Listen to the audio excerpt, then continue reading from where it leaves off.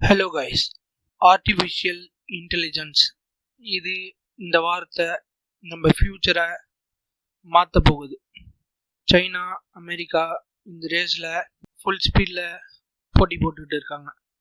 ஆனால் இந்தியா என்ன பண்ண போகிறோம், என்ன பண்ணிகிட்டு இருக்கு? இந்தியா ஏஐ இம்பேக்ட் சம்மிட், இது என்னது, எங்கே நடக்குது, இதில் அனௌன்ஸ்மெண்ட் என்ன, எல்லாத்தையும் பற்றி இந்த வீடியோவில் பார்க்குறோம். ஸோ வீடியோவை கடைசி வரைக்கும் ஸ்கிப் பண்ணாமல் பாருங்கள். இந்தியா ஏஐ இம்பேக்ட் சம்மிட் இது டெல்லியில் பாரத் மண்டலம் நடக்குது. டே 1 இதில் முக்கியமான அனௌன்ஸ்மெண்ட் என்ன, 2030 ஏஐ ரேஸில் இந்தியா என்னென்னலாம் மீட் பண்ண போகிறாங்க, அதாவது என்னென்ன கோல் வச்சுருக்காங்க என்ன அப்படின்றத பார்க்கலாம். இந்த விஷயத்தில் இந்தியா ஏஐ இம்பேக்ட் சம்மிட் டே 1ல் அந்த அனௌன்ஸ்மெண்ட்டை பார்த்தா ஒரு விஷயம் கிளியரா புரியுது. இந்தியா ஏஐ ஜஸ்ட் யூஸ் மட்டும் பண்ண போறது கிடையாது, மாறா ஏஐ பில்ட் பண்ண பிளான் பண்றாங்க.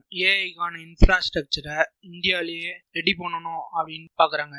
அது மட்டும் இல்லாம இந்தியாவில் இருக்க அஃபிஷியல் லாங்குவேஜஸ் எல்லாத்துக்கும் அந்தந்த லாங்குவேஜுக்கு ஒரு ஏஐ டூலை ரெடி பண்ணும் அப்படின்ட்டு பாக்குறாங்க.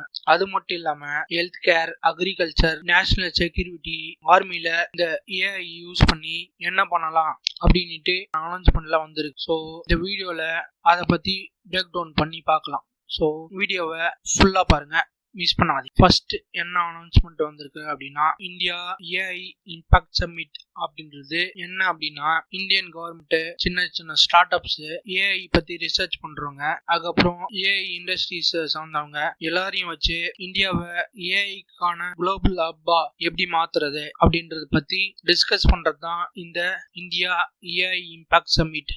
இந்தியா ஏஐ மிஷன் அப்படின்ட்டு நம்ம எடுத்துக்கலாம். இதனுடைய மெயின் கோல் என்ன அப்படின்னு நம்ம எடுத்துக்கலாம்னா, இந்தியா ஃபாரின் ஏஐ மாடல்ஸை யூஸ் பண்றதுக்கு பதிலா இந்தியாவே ஒரு ஓன் ஏஐ மாடலை பில்ட் பண்ணி அதை நம்ம நாட்டுக்கோசம் பில்ட் பண்ணி நம்ம நாட்டில் யூஸ் பண்றது. இப்போ எப்படி சொல்லலாம்னா, சைனால டீப்சீக் அப்படின்ட்டு அவங்களுக்குன்னு அவங்க ஒரு ஏஐ பிளாட்ஃபார்ம் பில்ட் பண்ணியிருக்காங்க. இப்போ அமெரிக்கா எடுத்தீங்கன்னா சாட்ஜிபிடி, ஜெமினை, குராக் அந்த மாதிரி அவங்களுக்கு உண்டான ஏஐ பிளாட்ஃபார்மை ரெடி பண்ணி யூஸ் பண்ணிட்டு இருக்காங்க. ஸோ சாட்ஜிபிடி, ஜெமினை, குராக் இதெல்லாம் தான் இந்தியாவில் இப்போ யூஸ் பண்ணிட்டு இருக்கோம். அதே மாதிரி இந்தியாவுக்குன்னு சொல்லிட்டு ஒரு ஓன் ஏஐ எப்படி பில்ட் பண்ணலாம் என்ன அப்படின்றத பத்தி தான் இந்த சம்மிட்ல டிஸ்கஸ் பண்றாங்க. இப்போ இன்னைக்கான பிக் அனௌன்ஸ்மெண்ட் அப்படின்னு நம்ம எதை எடுத்துக்கலாம்னா, இந்தியாவில் இருக்க ஏஐ இன்ஃப்ராஸ்ட்ரக்சரை எப்படி எக்ஸ்பேண்ட் பண்ணலாம். இப்போ எக்ஸ்பேண்ட் பண்ணணும் அப்படின்னா அதுல இருக்க மேஜர் ப்ராப்ளம் என்னன்னா, ஜிபியூ ஷார்டேஜ். ஜிபியூ அப்படின்னா என்னன்னா, கிராபிக்ஸ் ப்ராசஸிங் யூனிட். இப்போ ஏஐ மாடலுக்கு மெயினா என்ன தேவைன்னா ஜிபியூ தான் தேவை. இன்னைக்கு இந்த சம்மிட்ல கவர்மெண்ட் என்ன பண்ணிருக்காங்க அப்படின்னா, 10,000க்கும் மேற்பட்ட ஜிபியூஸை நேஷனல் ஏஐ கிளவுடுக்கு அலோகேட் பண்றாங்க. பிளஸ் ஸ்டார்ட் அப்ஸ்க்கு subsidised AI cloud computing access அதையும் கொடுக்குறாங்க. அது மட்டும் இல்லாம ஐஐடி அண்ட் ரிசர்ச் இன்ஸ்டிடியூட்டுக்கு ஏஐ கிளஸ்டர்ஸை தராங்க.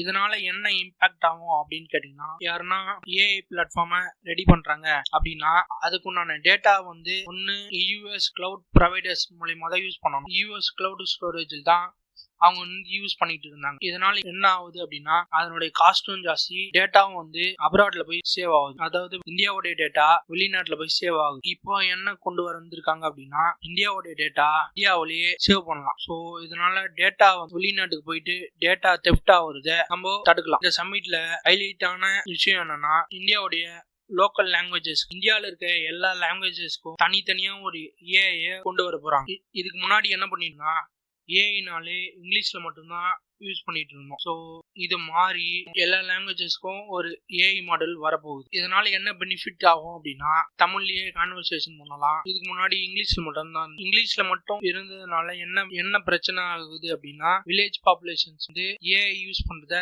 கம்மி பண்ணிருக்கு, அதாவது கம்மியா இருந்திருக்காங்க. ஸோ லோக்கல் லாங்குவேஜஸ்ல ஒரு ஏஐ மாடல் வந்தது அப்படின்னா ஈவன் வில்லேஜ்ல இருக்கிறவங்க முத கொண்டும் ஏஐ யூஸ் பண்ண முடியும். சிம்பிளா எப்படி சொல்லணும்னா, கவர்மெண்ட்ல இருந்து எதனா ஒரு டாக்குமெண்ட் வந்தது அப்படின்னா அது ஒன்னு இங்கிலீஷ்லயோ இல்ல ஹிந்திலயோ இரண்டுல தான் இருக்கும். ஸோ இங்கிலீஷ் தெரியாதவங்க, ஹிந்தி தெரியாதவங்க இந்த ஏஐ மாடல்ல அந்த லெட்டரை உள்ள அப்லோட் பண்ணி அவங்களுக்கு தகுந்த லாங்குவேஜஸ்ல இதை டிரான்ஸ்லேட் பண்ணி யூஸ் பண்ண முடியும். இதுதான் இன்னைக்கு டிஸ்கஸ் பண்ணதுல ரொம்ப ஹைலைட்டான பாயிண்ட் என்னைய பொறுத்த வரைக்கும். அப்புறம் நெக்ஸ்ட் என்ன பாயிண்ட் ஹைலைட்டான பாயிண்ட் அப்படின்ட்டு கேட்டீங்கன்னா, ஏஐ ஹெல்த் கேர்ல யூஸ் பண்ண போறாங்க. எக்ஸாம்பிள் எடுத்துட்டோம்னா ஏஐ யூஸ் பண்ணி ஸ்கேன்லயே கேன்சரை டிடெக்ட் பண்றது. அது மட்டும் இல்லாம ஏஐ யூஸ் பண்ணி ஒரு ட்ரக்கை டிஸ்கவர் பண்றாங்க, ஒரு ட்ரக்கை கண்டுபிடிக்கிறாங்கன்னா அதனுடைய வீரியம் எப்படி இருக்கு, இந்த ட்ரக்கோடைய ஸ்ட்ரக்சரை வச்சு அதனுடைய வீரியம் எப்படி இருக்கும் ஏஐ வச்சு நம்ம ஸ்டிமுலேட் பண்ணி பார்க்கலாம். அது மட்டும் இல்லாம ஏஐ ஹெல்த் சாட் பாட்ஸ்ல இன்க்ளூட் பண்ணா இன்னும் அக்யூரேசின்றது இன்னமும் நல்லா இருக்கும். அடுத்தது என்ன பாயிண்ட் டிஸ்கஸ் பண்ணிருக்காங்க அப்படின்னா, ஆர்டிபிஷியல் இன்டெலிஜென்ஸ் ஏஐ அக்ரிகல்ச்சர்ல எப்படி யூஸ் பண்ணலாம் அப்படின்ட்டு டிஸ்கஸ் பண்ணியிருக்காங்க. பேக் போன் ஆஃப் இந்தியா அப்படின்ட்டு எதை சொல்லுவாங்கன்னா அக்ரிகல்ச்சர் தான் சொல்லுவாங்க. ஸோ அந்த அக்ரிகல்ச்சர்ல இந்த ஏஐ எப்படி யூஸ் பண்றது என்ன அப்படின்றத பத்தி டிஸ்கஸ் பண்ணியிருக்காங்க. எக்ஸாம்பிள் நம்ம ஒரு செடியில ஒரு விதமான நோய் இருக்கு அப்படின்னா அதை போட்டோ எடுத்து அப்லோட் பண்ணா அது என்ன நோய், அதுக்கு உண்டான என்ன மருந்து அடிச்சா அது குணமாகும் அப்படின்றத வந்துடும். இந்த ஏஐ யூஸ் பண்ணி வெதரை ப்ரெடிக்ட் பண்றது, அதுக்கப்புறம் இரிகேஷன் சிஸ்டம் அதாவது நீர் பாசனத்தை இன்னும் எப்படி பெருக்கலாம் அப்படின்றதும் இந்த ஏஐ மூலியமா ப்ரெடிக்ட் பண்ணலாம். அடுத்தது இதான் முக்கியமான பாயிண்ட். இப்போ நெல்லை கொண்டு போயிட்டு மண்டியில போடுறாங்க இல்ல கமுடியில போடுறாங்க அப்படின்னா அதனுடைய பிரைஸ் எப்படி இருக்கும், இந்த வாட்டி ஒரு மூட்டை நெல்லுடைய விலை என்னவா இருக்கும் என்ன அப்படின்றத ஏஐ மூலியமா ப்ரெடிக்ட் பண்ணலாம். இன்னும் டீப்பா எப்படி சொல்லலாம்னா, இப்போ ஒருத்தர் அவருடைய நிலத்துல பிரியாணி அரிசி போட்டிருக்காருன்னு வச்சுக்கோங்க, இன்னொருத்தர் இட்லி அரிசி போட்டிருக்காரு. ஸோ இந்த ஏஐ மூலமா இந்த ரெண்டு அரிசியில எந்த அரிசி இந்த வருஷம் அதிகமான ரேட்டுக்கு எந்த அரிசி போகும் அப்படின்றத இந்த ஏஐ மூலமா ப்ரெடிக்ட் பண்ணலாம். என்னடா சொல்றேன் அப்படின்னு கேட்டீங்கன்னா, கவர்மெண்ட் கிட்ட இந்த டேட்டா இருக்கும். என்ன அப்படின்னா ஒரு கடையில இருந்து எவ்வளவு அளவுக்கு விதை நெல் வெளியே போயிருக்கு, எவ்வளவு விதை நெல் வித்துக்காங்க அப்படின்னு அவங்க கிட்ட டேட்டா இருக்கும். அந்த விதை நெல்ல எந்த விதை நெல் ஜாஸ்தியா வித்துருக்கு, இட்லி அரிசி நெல் ஜாஸ்தியா வித்துருக்கா இல்ல பிரியாணி அரிசி நெல் ஜாஸ்தியா வித்துருக்கா அப்படின்றத வச்சு இந்த வருஷம் எந்த அரிசி ரொம்ப அதிகமான ரேட்டு போகும் என்ன அப்படின்றத ஏஐ யூஸ் பண்ணி நம்ம விவசாயிங்க ப்ரெடிக்ட் பண்ண முடியும். அது மட்டும் இல்லாம ப்ராப்பர் வெதர் ப்ரெடிக்ஷனை இன்னும் அக்யூரேட்டா ப்ரெடிக்ட் பண்ண முடியும். இதெல்லாம் ப்ராப்பரா இம்ப்ளிமெண்ட் ஆச்சு அப்படின்னா இப்ப இருக்க ஃபார்மர்ஸ்க்கு ஓரளவுக்காவது அவங்களுடைய வருமானம் கொஞ்சமாவது ஸ்டெபிலைஸ் ஆகும். அடுத்ததான் என்ன டிஸ்கஸ் பண்ணிருக்காங்க அப்படின்னா, ஏஐ நேஷனல் செக்யூரிட்டி அதுல எப்படி இன்க்ளூட் பண்ணலாம் அப்படின்னு டிஸ்கஸ் பண்ணிருக்காங்க. ஸோ இது எப்படி நேஷனல் செக்யூரிட்டியில எப்படி இன்க்ளூட் பண்ணலாம் அப்படின்னா, இப்போ டீப் ஃபேக் டிடெக்ஷன், அதாவது நீங்க பேசுற மாதிரியே ஏஐல ரெடி பண்றதாங்கல்ல அந்த மாதிரி ஃபால்ஸ் இன்ஃபர்மேஷன்ஸை ரெடியூஸ் பண்றதுக்கு அது எல்லாத்துக்கும் ஏஐ யூஸ் பண்ணலாம். இப்போ உங்களுக்கு எல்லாருமே தெரியும், ஆபரேஷன் சிந்தூர் டைம்ல நாங்க ரஃபேல சுட்டு தள்ளிட்டோம், ஃபேக்கா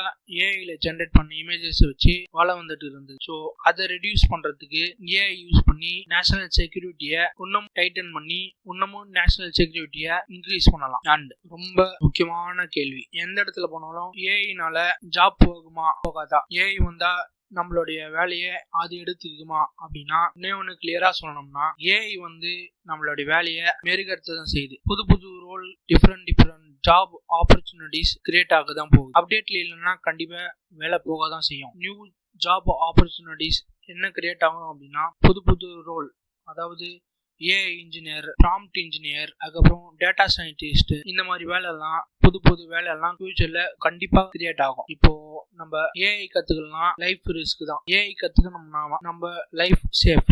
ஆர்டிபிஷியல் இன்டெலிஜென்ஸ்க்கு இந்தியால ஒரு பாலிசியோ இல்ல ரெகுலேஷன்ஸோ எதுவும் கிடையாது. பட் அதை ஃபுல் ஃப்ரீடமாவும் நம்மளால யூஸ் பண்ணவும் முடியாது. ஸோ ஃபியூச்சர்ல நம்மளோட டேட்டாவை எப்படி ப்ரொடெக்ட் பண்றது, ஏஐ ஒரு பயாஸரா இல்லாம பொதுவான ஏஐ எப்படி கொண்டு வரது, டிரான்ஸ்பரண்டா எப்படி இருக்கிறது, இதை பத்தி இன்னைக்கான சமிட்ல இதை பத்தி டிஸ்கஸ் பண்ணியிருக்காங்க.